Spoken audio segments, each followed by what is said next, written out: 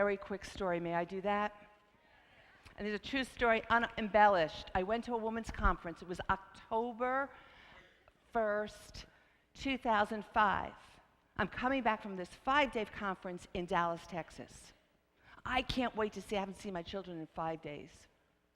The problem was, somebody misbooked me and I was in the back of the airplane, the last row. I always sit in the front of the airplane because I'm a New Yorker. You recognize the accent? I never understood where we're landing, and people are finally going like, oh, for 3.5 hours, we didn't realize we had to get our stuff together. So you're standing behind 36 rows of, right? 36 rows of people while they're putting their knitting away, and right? So now I'm in trouble because my kids, I want to see them right away, and I'm in row 36, and you just know how long this is going to take. So I spend the last half of the flight figuring out, how can I get from row 36 to row 1 before anybody else? Okay. So I strategized. I got myself together. Now that when you land, you can get your cell phone out, and I call my children who are at baggage waiting for me.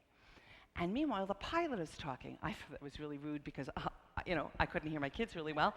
And he's talking, and I'm sort of shutting him out. I'm shutting him out. And yes, I'll meet you in baggage claim. Oh, I love you. I'll see you soon. The plane lands. You hear ding, ding. The doors are open. And I am out of my seat like a rocket. I'm going to show you what happened. Out of my seat like a rocket.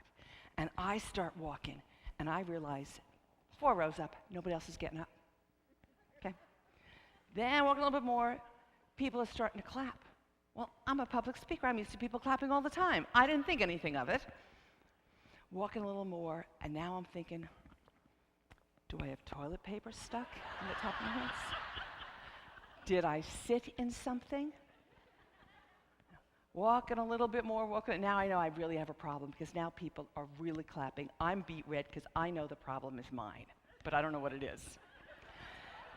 Get all the way up to the front. I am totally mortified. And as you notice, I'm not small. I can't disappear in little places. I lean into the bulkhead and I say to the flight attendant, why is everybody clapping and why isn't anybody moving? And she looks at me like I am the biggest idiot.